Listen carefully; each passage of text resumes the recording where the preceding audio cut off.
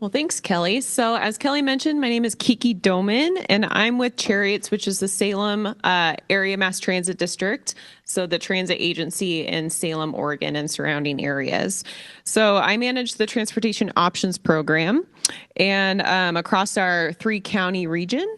And I've had the privilege to collaborate with employers, commuters, residents, and community organizations, as well as local governments, just to find that effective and affordable transportation solution. Right.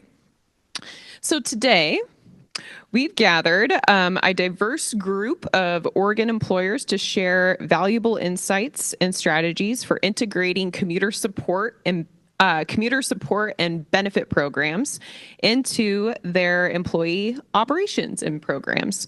So our panelists include Marcy Baker, OHSU. So Marcy Baker is the project coordinator for campus access and commute services at Oregon Health and Science University, OHSU, where she addresses traffic and parking challenges to enhance the on-campus experience for OHSU's 20,000 plus folks on campus, which include the patients, visitors, staff, and students through innovative transportation programs and initiatives. So next, I'd love to introduce Carla Chen, who is the sustainability lead at LAIKA, the stop motion animation studio based in Hillsboro. LAIKA has always had a commitment to and passion for sustainability. Carla brings together her expertise in continuous improvement to organize studio efforts into a more sustainable growth strategy. She's passionate about working with the local community and organizations that share values around environmental responsibility. And then next, I'd love to introduce Dennis Bell. He is the human resources manager at Meduri Farms, bringing over 20 years of leadership experience. He excels in fostering a positive company culture and enhancing a workplace safety, with a notable achievement being the implementation of the rideshare program, or VAMPL program, for Meduri Farm employees during the 2020 pandemic to ensure the reliable employee transportation. And then lastly, Robin Strawn. Okay, just want to make sure. Strawn.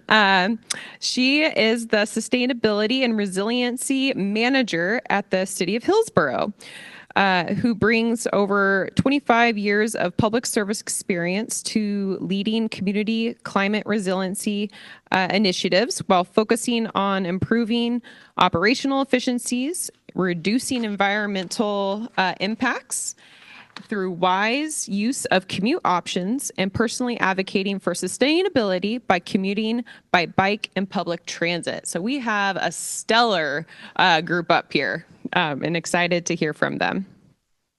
So with that, we're going to welcome our panelists and invite them to share a little bit and give you all a brief overview of their organizations and employee commute support programs. Do I use this clicker right here? Okay, just wanted to make sure it's a little green button. Lovely. Okay. All right. So we are going to start with Marcy Baker at OHSU. Thank you. Everyone can hear me? Okay, great. I don't know if we're sitting or standing, but I'm going to stand up and introduce OHSU. Thank you. So OHSU is Oregon's largest academic healthcare center. Just a little bit of an overview. We have educational, research, and patient care missions. Looking at this, as we mentioned, we have 20,000 employees, visitors, volunteers, students, and patients that visit us daily. So a lot of people coming to our campuses. I'm assuming most people know that our 2 largest campuses are located just south of downtown Portland, and they are Markham Hill and South Waterfront, connected by the aerial tram. Never miss an opportunity to use a tram photo. So here you go. We do have 20,000 people and 7 parking stalls. So we are very limited in the number of parking stalls that we have available. we are a pay-to-park environment for anyone coming to campus that's not a patient or a patient visitor. So we have a robust offering of commute programs in order to encourage people out of those SOVs and into other alternative modes. Currently, we're about 60% non-SOV, and that's through a lot of commute incentives. And I brought my little notes because I was like, I don't want to miss anything, but we offer cash incentives for active commutes. We have a carpool matching program. We have an after hours Lyft program since we are a 24/7 institution. So no one size fits all commute for our commuters. And then we also have guaranteed ride home programs. I mean, the list is exhaustive. We do a lot of biking programs as well. We have a bike valet at the bottom of our aerial tram. They park over 400 bikes a day in the summer. So we have a lot of bikers coming to campus. We have a bike loaner program. You can check out Borrow a Bike. A little anecdote, I'm currently borrowing a bike to try out bike commuting for the first time after working there for many years. And this is all run through our mobility platform. We call this MyCommute. We have over 13,000 active users on the program. They're also going on there to buy parking. So we offer wage-based parking. We launched this back in 2021 when we wanted to shift a lot of people out of annual permits into a daily parking model. This just allows people to make a daily decision about their commute, which we know shifts people into alternative modes. I feel like I just rambled. I think I covered everything, but we'll get everything else in the Q&A. Perfect. Thank you, Marcy. Yes. So next, I'd love to invite Carla Chin. Thank you, Robin. I think I was 10-ish and sit-ish. I don't know if I'm too confident or unprepared, but I came hands-free, so I hope I don't forget anything. Thanks for the invitation. I'll start with a little bit of my background. I was born and raised in Brazil. I have a degree in chemical engineering, and I previously worked in quality management, health and safety, and environmental roles. So I think I mentioned in the bio, but in the continuous improvement definitely prepared me for the folks in sustainability for collecting data, analyzing processes, improving behavior, all very standard in sustainability. And I joined LAIKA to do safety, actually. And immediately when I joined LAIKA, I joined the sustainability committee that they had there. And a few months later, they were looking for someone to lead the sustainability initiatives. And then I became the sustainability program manager. I'm really glad I did. I don't see myself doing anything else. But anybody does, raise hand, please, if everybody knows what LAIKA does. Okay, I'll tell anyway. No, I'm kidding. It's a stop motion animation studio. I think people don't realize, I had no idea, to be honest, before I came into how many detail and how many things we do on site by handcrafted artists. So from the puppet's armature, from the puppet's skin, the puppet's hair, the costume, the shoes, you name it, the stages, the sets, the props, the VFX. So is a huge. So I think we put it in there over 650 employees. And why I'm telling you this, because we talk about a little bit about remote work, but we do need that people to be on site. So everything needs to stay alike and very confidential before we release to the public. So, and that involves, of course, why we are here, the commute and the transportation. And so we offer the carpool program. We have the carpool program. If you have one passenger, you get $50 incentive. Two passengers or more, $100 incentive, and also preferable spots like easy to the entrance. We have the TriMet subsidy, the bus pass. Last year we started a bike repair event with Washco Bikes. It was a really cool event. We had employees' bikes tune up for free, and we started the bike borrowing program. We had the We have a few bikes available for employees to reserve and during lunch or exercise. So they have that option, run an errand during lunch. You don't want to drive like and maybe lose your nice spot next to the building. So you take the bike and go grocery shopping or whatever. And electrical vehicle charging at 10 cents kilowatt hour at cost. And we are actually this year increasing. And so we're glad to be between this panel. And I think that was it for LAIKA. Excellent. I know I learned a lot. Thank you for that. All right. Next, I'd love to introduce Dennis Bell with Meduri. Good morning. Can everybody hear me? All right. So I'm Dennis Bell. I'm the HR manager at Meduri Farms, and very excited to be here, kind of share the program that we offer for the van pools. And so just to give you an idea, we're an infused dried fruit producer, and we are the largest craft dried blueberry supplier in the world. So that's happening at our location in Dallas, Oregon, which many of you might know that that's about 15 to 20 minutes west of Salem.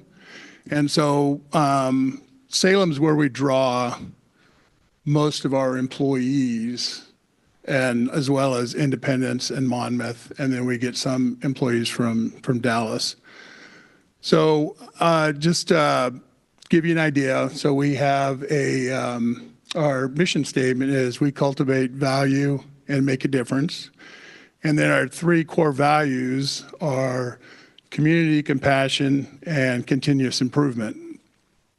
And so we use those, we've been using those for many years. One of the things that we found out before we kind of coined that was that the founders, the Meduris, they had been using that since 1984 when they had orchards, they were brining cherries. So that's just been a core piece for them.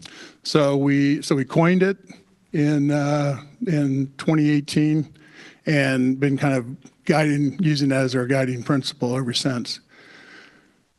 So one of the things that we found out was, so we have 280 employees, and so for many years we've had production facilities in Salem and in Dallas. And so our production facilities in Salem were seasonal. And many times what we'd find out is people would not be able to, at the end of the season, they're great workers, great employees, great people. We want them to come out to the Dallas plant and fill positions out there.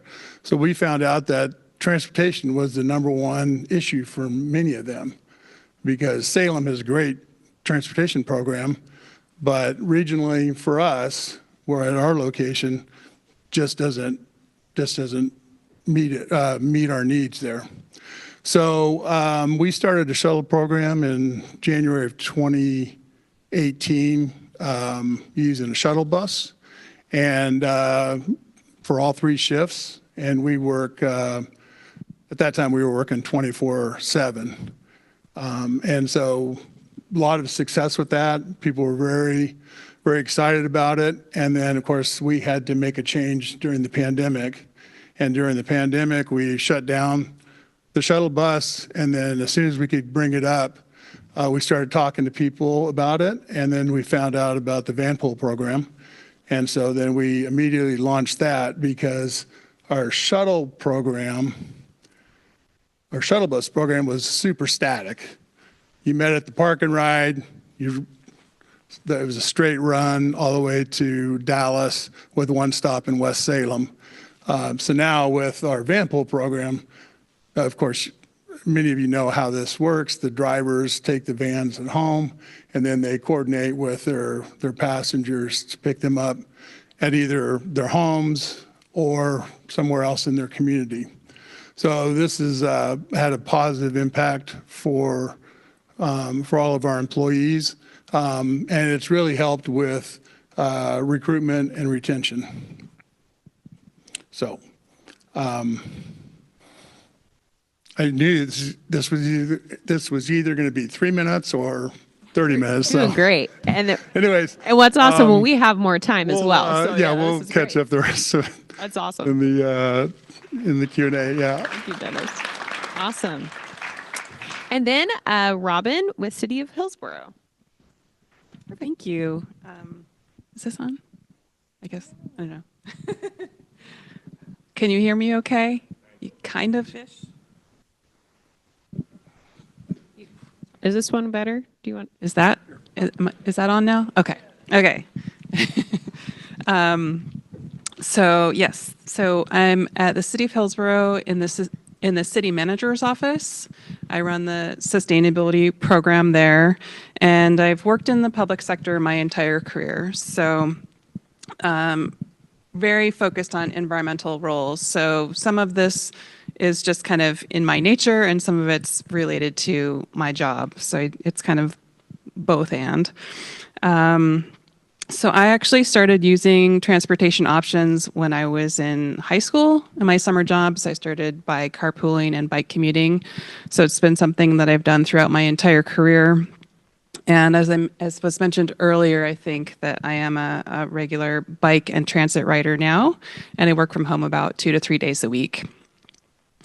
So I'm going to share a little bit about Hillsboro. For those of you that aren't super familiar with that part of Washington County, it is Washington County's largest city. We're the 5th largest city in Oregon, so we've got about 111,000 people. Very much known as a welcoming and diverse city that places a high priority on sustainability and livability. We see a lot of commuting in and out of Hillsboro. I don't think I put that on the slide, but we have about 69,000 people who travel into Hillsboro for work. We've got about 36,000 who travel out of Hillsboro for work, and about 17,000 people both live and work in Hillsboro. So I'm one of those who actually lives in Beaverton and travels to Hillsboro for work. So on top of that, about 40% of households have either no vehicle or one vehicle. And we've got about a 37% non-single occupancy vehicle commute rate. So probably not the same as Portland, but still not terrible. We are in the land of free, abundant parking. So that is a little bit of a barrier for me as a sustainability professional. We are served by the MAX red and blue line, the blue and red line now. Red is new, going all the way out to Hillsboro. And we have multiple bus routes and Ride Connection buses. They service a lot of Hillsboro employers. So the city's mission is to provide city services that support safe, sustainable, and inclusive growing community while cultivating Hillsboro's hometown livability. Our vision is growing great things in a place where you are supported, connected, and belong. And many of our goals and values include sustainability. So we have sustainable planning and infrastructure, resilience, equity, and employee well-being, among others. So our work at the city is directed by a citywide strategic plan, as well as a community vision plan. So we've got the Hillsboro 2035 community plan, which was actually created by engaging with our community to ask what they wanted and needed in our community. We also actively work to make our roads safer for all users through our transportation systems plan and transportation safety action plan. Hillsboro operates an intermodal transit facility bike park, which is a parking garage with an extensive secure indoor bike parking feature in downtown. The city owns and manages more than 100 electric vehicle charging ports throughout Hillsboro. We offer free TriMet Universal Pass to all of our employees. And we have a very small fleet of bikes for employee personal and professional use. And we've installed bike fix-it stations at strategic locations such as our libraries and other community centers. Currently, we provide lockers, showers, and secure bike parking at multiple city facilities for our staff. And because I like connecting sustainability to transportation, I'm going to talk a little bit about how that crosses over with my my position. So transportation sector is a significant source of greenhouse gas emissions, as was mentioned earlier. So we recently completed our community greenhouse gas inventory and determined that transportation is the second largest source of local GHGs in Hillsboro.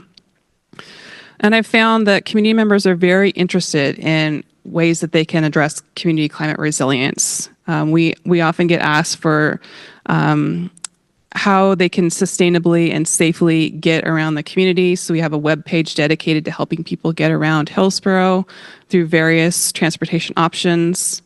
I also hear from employees that they're eager to work at an employer that is focused on sustainability and climate solutions.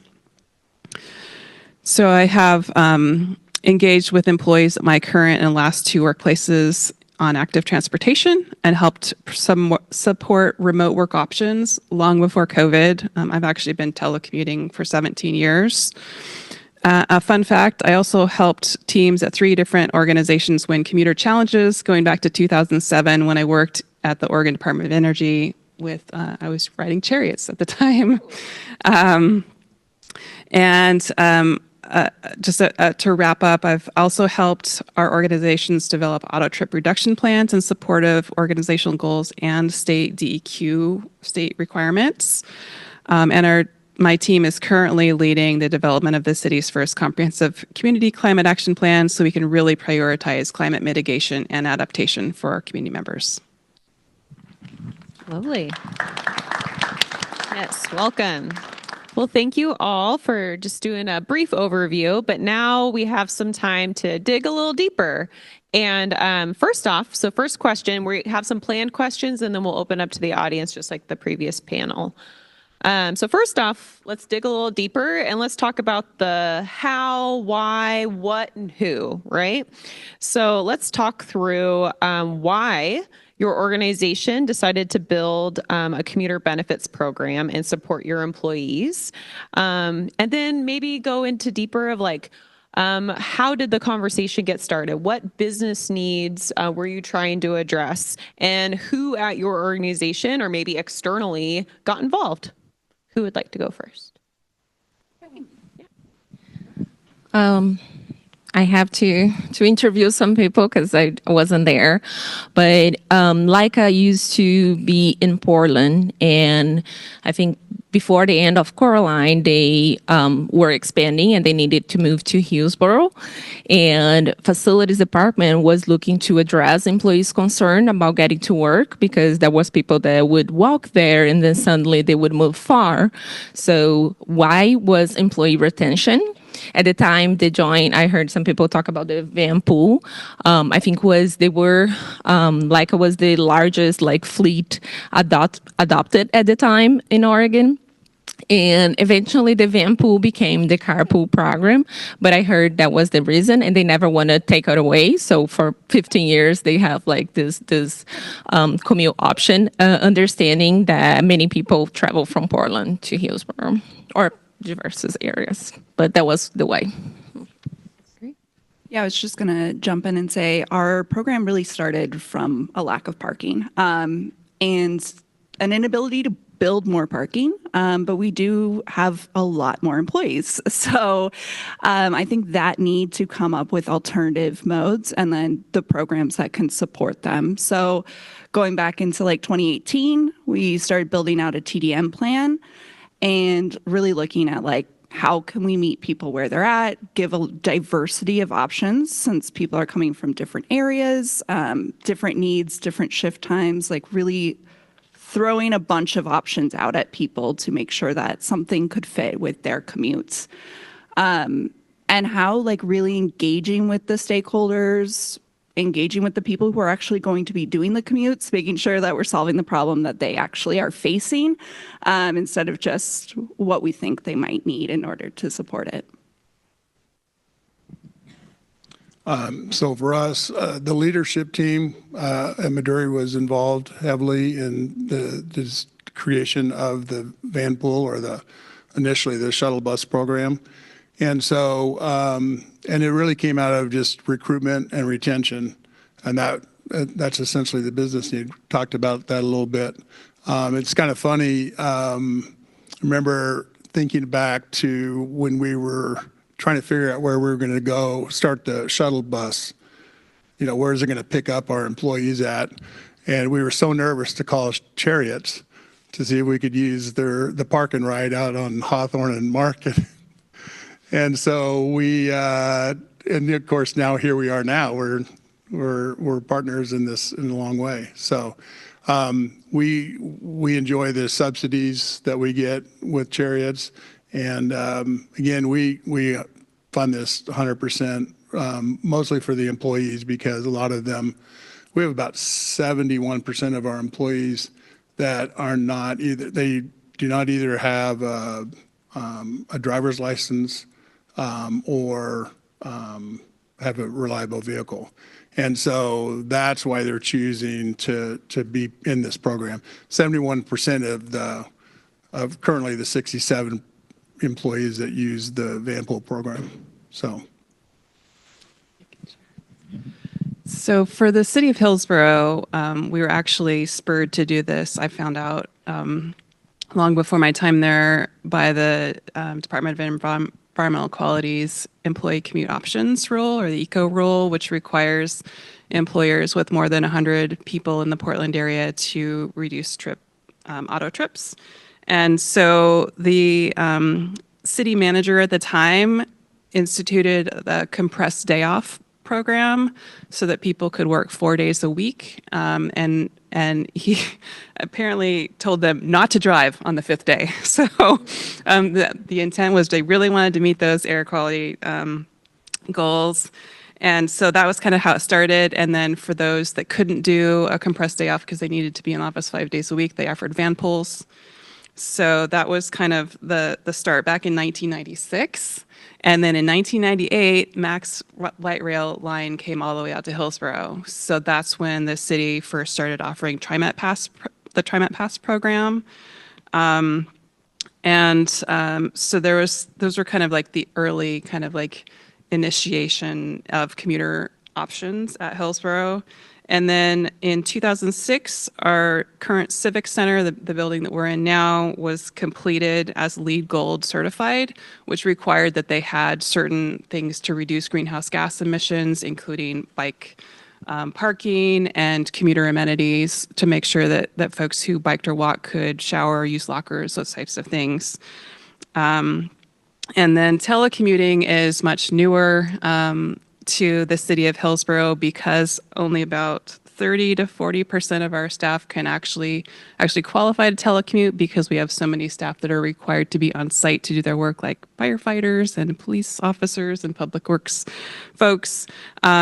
So we had kind of an informal talk to your manager policy before COVID, and that has evolved to a formal policy that was adopted in 2023, where employees can work from home depending on their department. For instance, in my department, it's up to 3 days per week.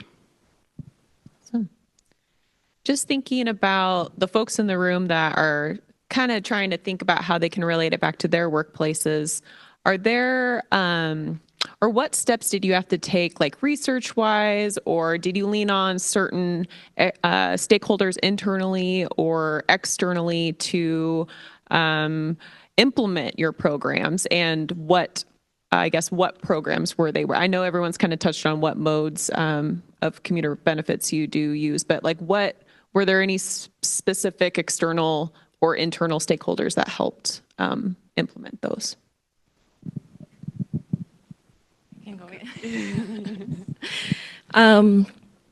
I would say we have the ECO survey, the employee commute option survey, and that was very helpful right when I jumped into sustainability. We're supposed to do that, I think DQ by requirement, but it was so great because came up with so many opinions, so many great feedback. And then we have all of this, how we can improve or how can we adopt. So I mentioned about the bike programs and came from the survey. So that definitely was one of the ways that we found was listening to the employees' needs. And of course, how also weighing on sustainability, like how can we get the measure that would progress, the measure that would lead to our goals, the sustainability goals. So it was great to weigh that, and I feel like that was going to help. I think someone mentioned about Scope 3 emissions. That will help us in the future. So, The eco survey also helps us a lot to get like direct feedback. Focus groups are always a great idea too, just to get the direct feedback from the end user. What options are going to help them? I mentioned that we have an after hours Lyft program that came directly from a PSU study. So that was where we could learn more about what our night access looks like, because we do have people traveling to our campuses at all hours, and we don't have commute options that fit all hours. So looking at the data and seeing like what people need in order to fill that, and then trying out different pilot programs and seeing what sticks, what's the feedback. We also do a lot of like leadership road shows. So getting our ideas in front of leadership, getting buy-in from leadership, to see what programs we think would align with every area.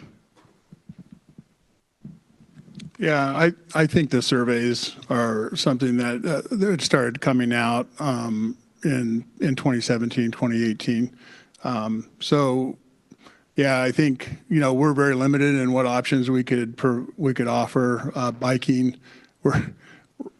our plant is on a gravel road, about a quarter of a mile down a gravel road. So biking is a little bit difficult, and we're just very remote and rural, and it would make it very, very hard. So. Yeah, the city, so as I mentioned, kind of the city manager's office was kind of the first to lead the get things going with commute solutions, but the other departments and stakeholders that we have at the city are human resources, facilities, which is in our public works department, and planning, which is in our community development department, as well as finance. We need their budget buy-in when we're buying TriMet passes and making any sort of decisions around our facilities.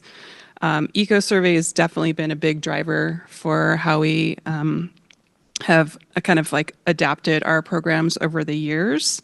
I do partner with Human Resources and Westside Transportation Alliance on those surveys, which I've been doing since I've been working here in the county. And so that really, really helps us both understand kind of the commute makeup, like what modes people are using. It also gives us data for our annual greenhouse gas inventory that we do. We add questions to make sure we're capturing all the data about how people get to work, if they do drive, if they're driving an electric vehicle or not. So that's helpful. We do a lot of coordination with our public works and finance on our EV charging infrastructure to make sure that we're building that out in a way that meets community needs. And I like to reach out to our employees regularly just to keep them up to date on what's going on in transportation, because we do a lot of work with our community planning, our community development department, making sure they're understanding when there's things changing on road conditions, when TriMet's got different things going on with their services to kind of like really just kind of engage with people, and employees have been really appreciative of that. I haven't actually had anyone opt out of my mass emails around active transportation, and I do like to coordinate with other local governments on like commuter challenges. I think Cassie was talking a little bit about that, but we've tried to keep those going even during COVID when things shifted online and became virtual tracking. It's nice to see those coming back. I love it. I love the focus of intentional conversations, surveys. It's really focusing on the needs and definitely realizing that commuting solutions are not a one-size-fits-all.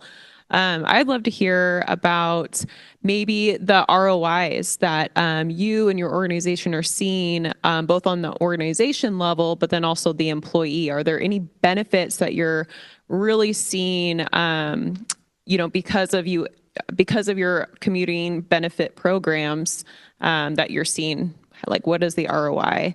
Any surprises that you weren't expecting? I think I'll keep that. Yes. So ROI, I would say it's a win-win. And of course, we mentioned about employee retention. There is the employee satisfaction and the sustainability piece. Not only, the reporting, but also understanding and reducing and opting for lower emission options.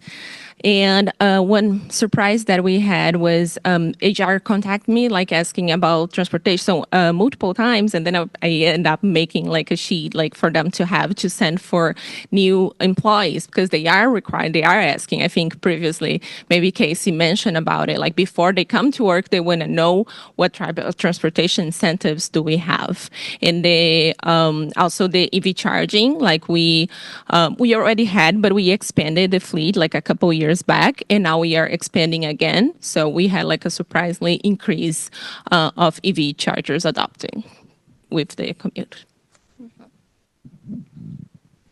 Yeah, I think for us, we've seen a reduction in absenteeism for those van riders. So they're getting to work more frequently or reliably. So it is an expensive program, right? But we feel like it helps us in on the recruitment side, and then it's serving individuals in underserved communities, which is a big plus for us.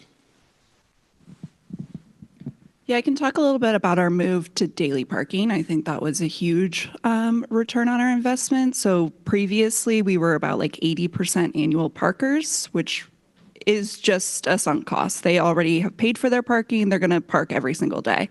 So moving to daily parking really made sure that people are making the daily decision, as I mentioned, but also more parkers who need to drive have the opportunity to purchase parking. And so it really puts the parking stalls like with the people who need it, which was a great return for employee retention. I also think that one of the things we didn't anticipate hearing, but we launched a carpool program before COVID hit.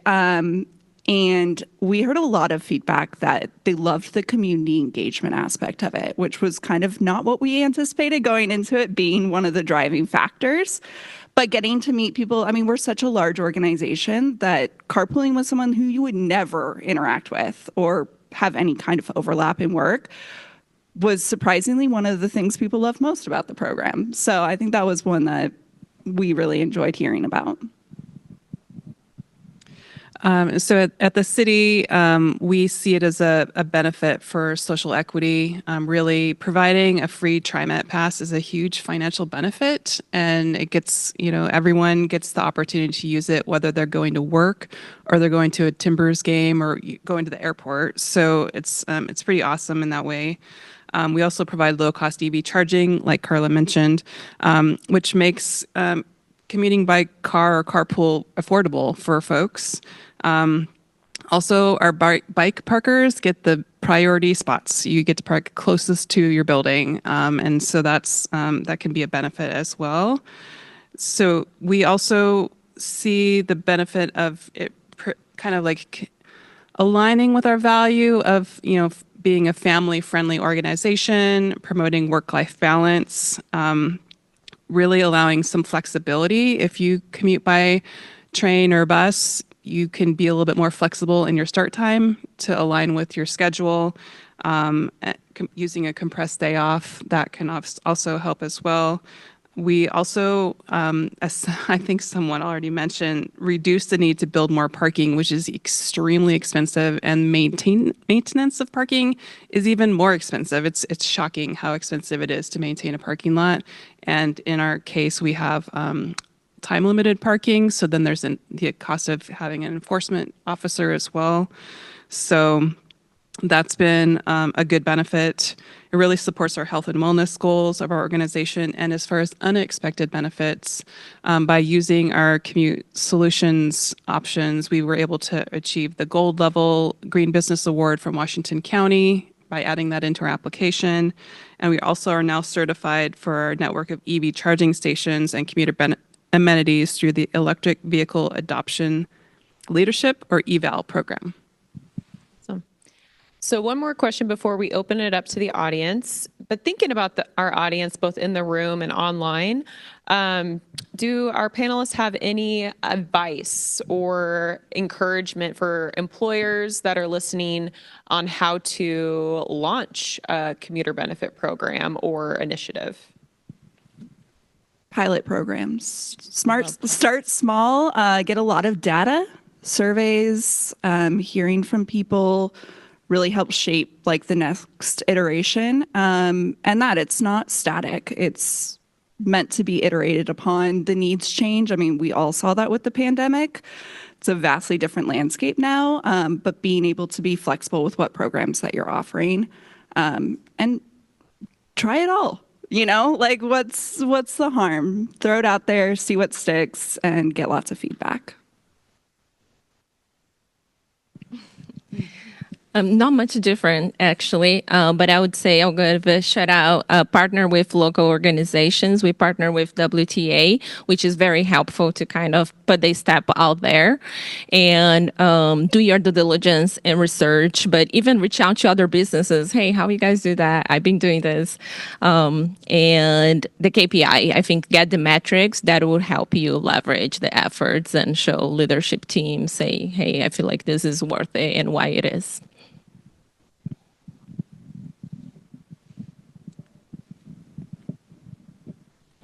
I'll go. This thing keeps turning off, so hopefully people can still hear us over here. So agreed with everything that's been said. The other thing, we also use the Get Their Oregon platform to promote carpooling and route planning and trip tracking, and we use that for our commuter challenges and promoting the other challenges that are offered in this area.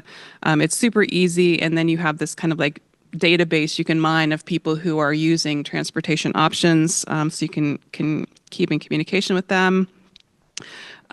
We like to table at our annual employee wellness fair to make sure people know about that they can check out bikes in our fleet, and they have different options to get to work besides driving alone. We also like to use this beyond just commuting, but like reminding people that they can use transportation options to get to meetings, or when they're planning events, to make sure that biking and transit is listed as the first option for how to get to a place. So people don't have to look for that information, make sure it's really obvious how to use those options. So I like to also personally lead by example. I'm in the city manager's office. I'm in a kind of a position of power at the agency. I'm in a manager position. I've been supervisor for over 20 years, and I walk in with my bike helmet, and people see that. So I think that's pretty important too. Yeah, I think just echo everything that's been said. You know, we have a little bit of a flatter organization, so we were able to get an executive sponsor going pretty quick, and keeping the leadership team up to date on everything. And then, you know, of course, we were targeting the shuttle bus and then eventually the van pool program. So, but you know, running the routes, one thing that could help is you know, having HR just run some zip codes. So you kind of find out if people are living in the same zip codes, and then that makes a van pool program so much easier to start to organize. And then, of course, once there's some real, firm decisions made, then you can reach out to the local transit agencies or commute with Enterprise, and they've got a great mapping program that allows you to identify more specifically where those employees live, and then what would be the value of starting that kind of a program. Absolutely. All right, we're going to open it up to questions from the audience. Here you go, Sydney.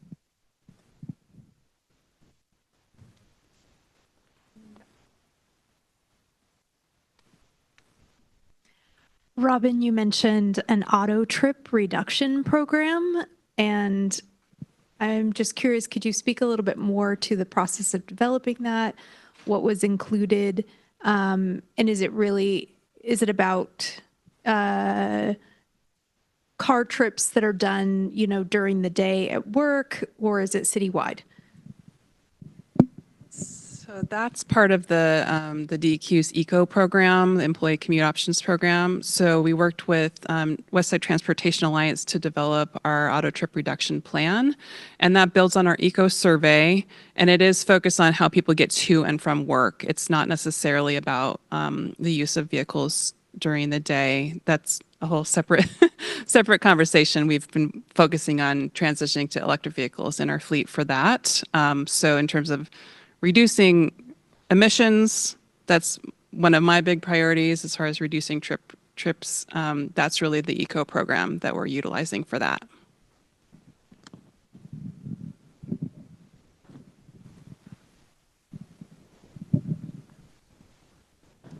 You talked a little bit about the word budget, and I was wondering about just advice or experiences you've had when it comes to getting that first slice of the budget pie, who you had to convince, how you convinced them, and as you tried to do new things like pilot projects, the financial side of things, what did it take to get the support financially?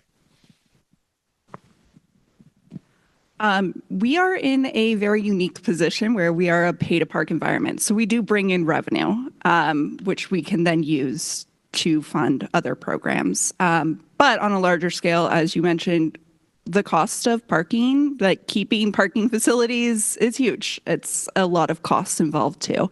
So I think really just engaging with leaders, knowing like upfront, what are you asking for? What is the plan?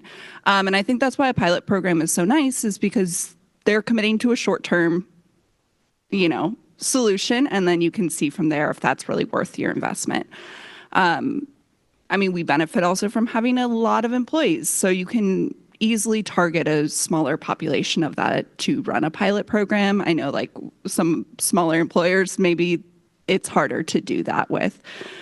So I don't know if that fully answers your question, but I think making the case as strongly as you can of like why this is so important for employees. So, you guys have mentioned a lot of really good tips, ways to nudge both the employer and the employees as of, getting to use the programs, from reserved parking spots closer to the entrances to the bike maintenance day. I love that idea. I'm the sustainability engineer at TSMC Washington across the river. So a lot of what I do is community outreach and programs like this. And I think that's a really great way to do that. But my question is to Marcy. We are also kind of in a hard to access 24-hour sort of facility. So the buses that run there either don't reach close enough, or the shuttles that we can call start after our shift changes happen. What are some of the ways that you've been able to overcome things like that? I've heard what you've had to say, but if there's any tips, I would love to hear it.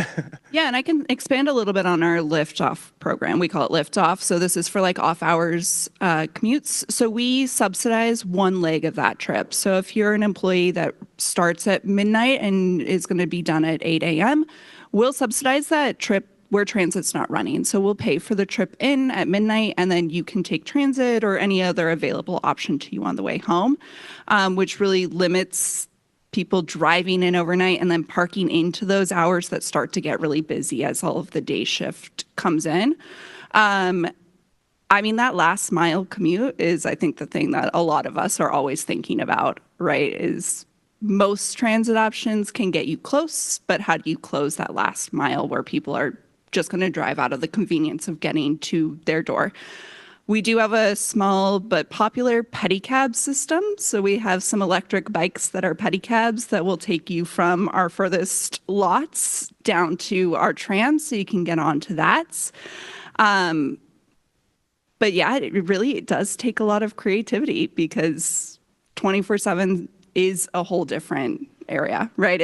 You can't as easily do carpool programs, but there are other people carpooling at that time. So we do have a carpool matching app through Lyft Tango. So you can do dynamic carpooling. We also offer subsidized transit passes. So if there is a leg of that commute that could be transit, we do that as well. I mean, another thing is like secure bike parking, I think is a great option for people who are working overnight or different shifts so that they know at least that they have a secure spot to come back to their bike when it's maybe less foot traffic around and it might not feel as nice to, go out to your bike outside. So I hope that was some ideas, but I'm also happy to talk afterwards. Thank you. Thanks for all these insights. I'm Michael Espinoza from the City of Portland, and as an employer, maybe similar to OHSU, like we're located in a spot that has a lot of good transportation options, and in that downtown context, there are other employers that are starting to do more return to office initiatives, including the City of Portland itself. And I'm kind of curious, like, when those moves happen, like we're actively promoting transportation options, walking, biking, carpooling, transit, all those things. But there's also sort of chatter and a call for free parking or parking discounts. And right now, like, we don't offer those benefits. But I'm curious if you hear chatter or like calls from employees for that kind of benefit and how you kind of navigate that landscape of putting forth transportation options, but not including a parking benefit. Yeah, that's a great question. I mean, I think everyone wants cheaper parking. We do our parking in a wage-based scale. So we do offer parking based on your wage bracket and also the location of the facility. So at least people have individual choices of like, they can save money by parking a little further out. Carpool is one, right? We incentivize a driver of a carpool. That helps encourage people wanting to try out carpool. It's hard. It's hard to get people to consider all the transportation options. I think getting people early into when they're deciding what they're going to do, especially as they're returning to office, it's much easier to form a habit than to break a habit and reform a habit. I am a classic case of this. I have been a bus commuter faithfully to OHSU, and it took me years to try bike commuting. And that was literally just because I knew my route. I knew what I was doing. So I think trying to get into people their first day or like returning back to the office, giving them those options and having them consider what would actually work for them, and making a daily decision. Like maybe people are going to park some days, but how can we increase the number of days that they are choosing an alternative commute? So it might not be 100% of the time that they're going to ride their bike, but if they can ride it a little bit more based on one of our programs, that overall benefits the landscape. Yeah. I don't know if anyone else wants to chime in. What was the name of that carpooling app you mentioned? Lyft Tango is the software that runs the app. Are there any other apps? I think that was a group question. Get There is an amazing ride matching platform that's statewide, and you can find a carpool partner like that, and even access guaranteed ride home programs. There you go. And for anyone online, that was Get There. Get There connects. Find a carpool. I'll take a question from online. So for employers with budget limitations, can any of the panelists recommend low or no cost, high impact solutions or strategies to encourage sustainable commuting options and behaviors?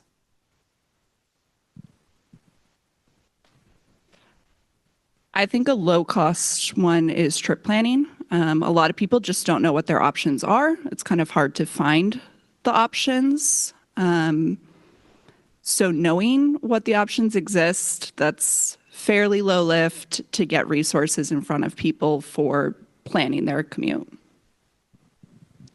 And for the city, we rely heavily on the challenges and commuter incentive programs that are developed by others, like the Get There Challenge in the fall and the active transportation challenge or the Bike More Challenge. So it doesn't really take a lot of incentive. Like it doesn't need to be like a big prize or anything. People want to just compete. So we definitely build on those, and it doesn't cost the city anything except like my time to send out 3 emails during the month or something. All right, I'll go next. I have a question for Carla. You've documented how like the last mile challenge is so it can be an impediment for folks trying to get to the LAIKA office. What's been your experience working with like a provider like Ride Connection who offers the North Hillsboro link, and what are some like lessons learned, or how can that solution of like community connector shuttles be potentially adapted to other places based on, you know, your experience?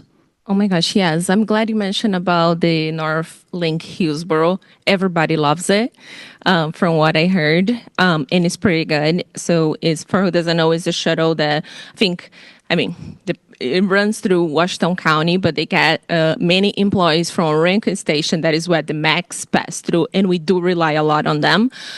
We did, whenever we have onboarding someone new, we get their schedule and we send like, hey, we have this as well.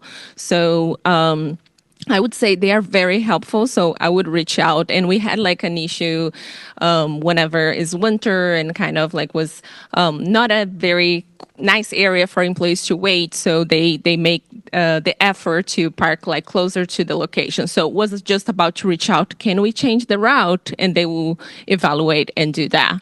But we definitely have employees that utilize those free services, and they are pretty great. I don't know if I answered.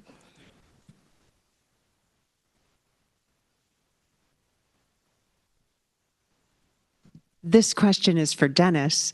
Dennis, can you talk about how you got your Vanpool program started? Kind of an unruly black box for some employers. How'd you go about it? Well, we knew that we needed to get the program back on track after the pandemic, and so we talking with people, finding out what other people are doing. We had somebody also inquire how our shuttle bus program went, and so he also gave me a tip on this Vanpool program through Commute, and so we just got started on it. I think the interesting part about going out to the production floor and explaining to people that we're going to provide them with a new van, and they're going to drive it home, and they're just looking at me like, I don't know how to believe this, right? So because many of them, their vehicles are not in that good a repair, and so we got it started, 2 vans the very first month. Lots of meetings, lots of conversations. Took a lot of trust within the organization to do that. Everything comes up where, how's this going to work with workers' comp, and so we work through that. How's this going to work, with the insurance, just who's going to be liable. So all those questions come up, and we just start attacking those and getting those answered. And so really that's the organization was certainly behind it from the get-go, which was certainly easy for the sale. So.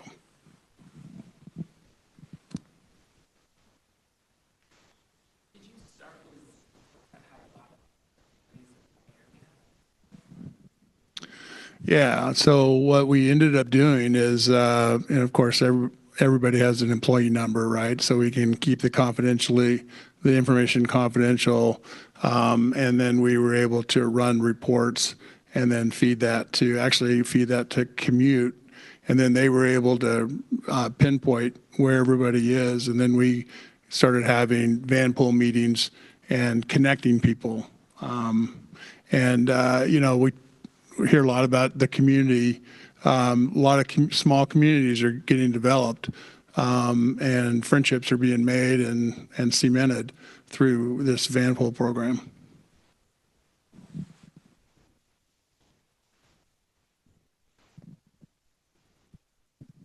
I know we're focused on the commute, but Robin, you briefly touched on the idea of like travel once someone is at work. And so thinking about like fleets and, encouraging perhaps alternatives to just taking the company car to go, a few blocks away or whatever. Are there any programs that you've seen or you've been working on about the travel that happens once someone is at work?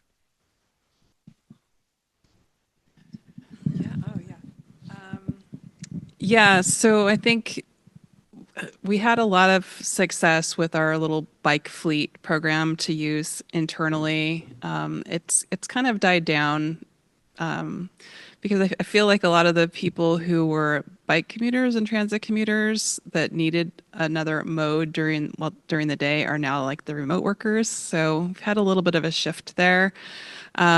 But I, like I said, trying to normalize to people that they can organize their own carpools, or when I get invited to an offsite event, I'll like put an email out to my department and say, who wants to carpool with me, or who wants to like hop on the max with me? Like I think it's about leadership has to kind of normalize that that's an okay thing to do.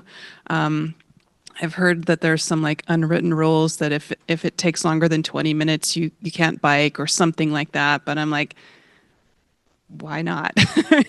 I like to ask the questions. Like if you have the time to do it and you're able with the skills and the tools that we have available to try to push it. But I don't know, I might be just a rebel in that way.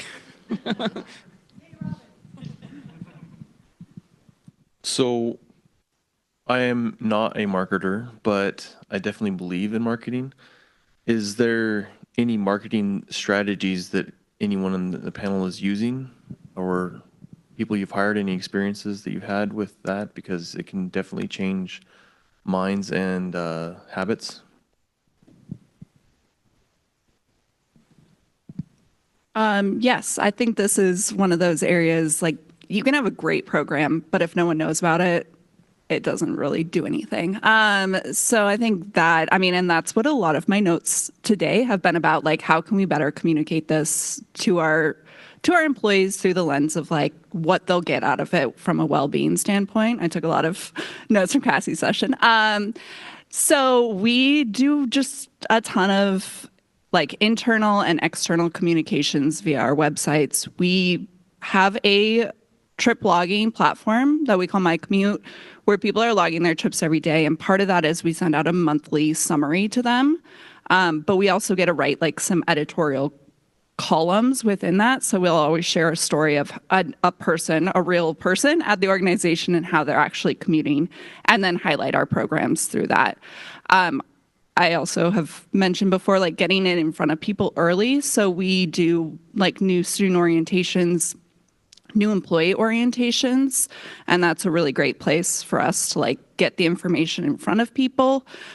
A lot of physical print material as well, although that does get stagnant quickly. I think just having the information visible to people, they see it a couple of times and then they're like, oh, I'm kind of curious about that. Like, I think I've heard of it.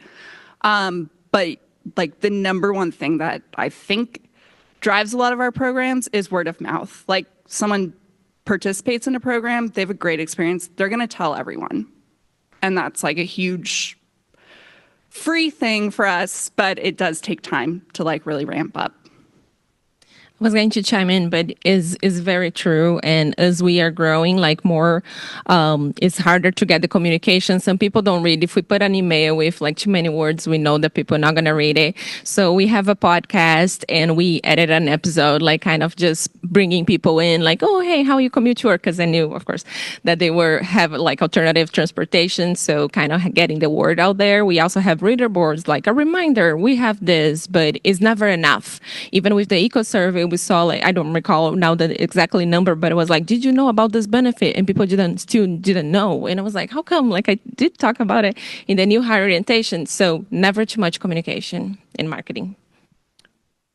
Yeah, and at the city, we rely on departments that have more resources like HR. They have a wellness app, a well-being app that's basically all employees are asked to download and participate in. And so they get to push things out to people's phones. So I give them information and they share it out that way. So we do the new hire orientation as well, and then word of mouth. One of the things that is important for a lot of our very large customers that buy our fruit is learning more about our sustainability programs that we have within the organization. So that's another good way for us to get that out to them through sales decks or even just responding to surveys. And I would love to chime in on that real quick, just because as a TO practitioner, like I know we're talking about employees and kind of marketing to the employees, but one way that like Chariots, for instance, is promoting transportation options and commute options that our employees also see is also kind of leveraging those like strong community partnerships and those influencers that are really have high traffic on social media. And so we're kind of just like engaging them like, hey, this event's happening, come on the bus with us, or like, and it's not, it's very genuine. It's very, we're kind of just like piloting the strategy a little bit like, hey, let's just show that we're on the bus. We're not going to be like, everyone ride the bus, let's do this, so which is what we want to say, but we also want to be really genuine. That it's not just about the bus. It's very natural. It's very realistic. So we're really kind of focusing on that organic, just genuine marketing. And so it's been kind of just leveraging, everyone's like, oh, go to where people are going. Everyone's on their phones. So we're really trying to make sure that both externally and internally folks are seeing just different transportation options. But yeah. Any other questions?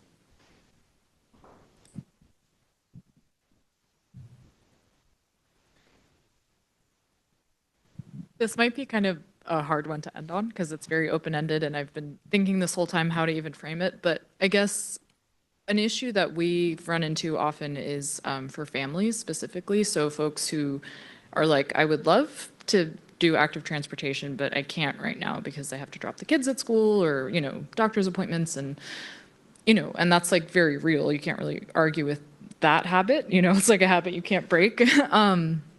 And wouldn't want to make people break. But I'm wondering for some of y'all who work for huge organizations, if there's some sort of like family benefit that has been effective to help people, like support people in a genuine way to try something different, but, keeping in mind the family constraint. Yeah, and I think you're right. That is a huge consideration for people when they're choosing their commute option is how quickly can I get to my family and just attend to my needs that I have to do before or after work. We do have a guaranteed ride home program. So this is like Lyft credit. So if you take the bus in and for whatever reason, a family emergency, something comes up, we will pay for your ride home or to the daycare or wherever you need to go to try to encourage people to remove that, like making a decision out of fear of what if. That might not solve the actual problem of like, I need to drop my kid off and then get to work within 15 minutes. But it does at least open it up for the people who could commute in and are just worried about what am I going to do in a case of an emergency. But that is, I think a huge question. I'm excited if anyone else has other solutions because I think it's an area that we need to invest more time in. Yeah, we also have the guaranteed ride home program for people who used any kind of alternative form of getting to work. So if they carpooled or if they biked or took the train. But then I think the other thing that we use in terms of kind of a benefit that helps with that family flexibility is the remote work policy. So we know that people have changed family, a lot of things have changed in the last 5 years. And I think that that's been one of the ways that as a manager, I feel like it's my duty to allow my employees to be flexible. I trust them. I know that they're getting their work done. And if they need to start at 6 a.m. and take that break from 8 to 8:30 to take their kid to daycare or, and bike their kid to daycare and all that stuff, I love that. It's just kind of like an important thing that we allow at the city. And I don't think that's going to go away for us. We're not going to, I say that and I can't even knock on any wood, but going to be a full return to work because we've had too much of like a family focus on our our HR policies and everything. Yeah, the remote work one is a big one. It's on here.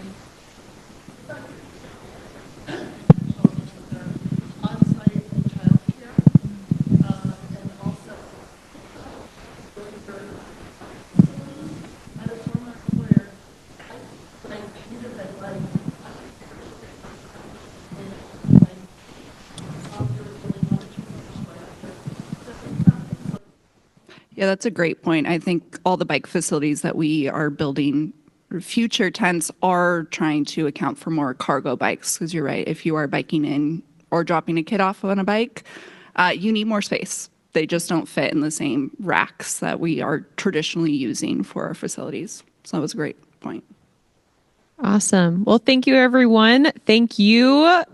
Big thanks to our panelists here.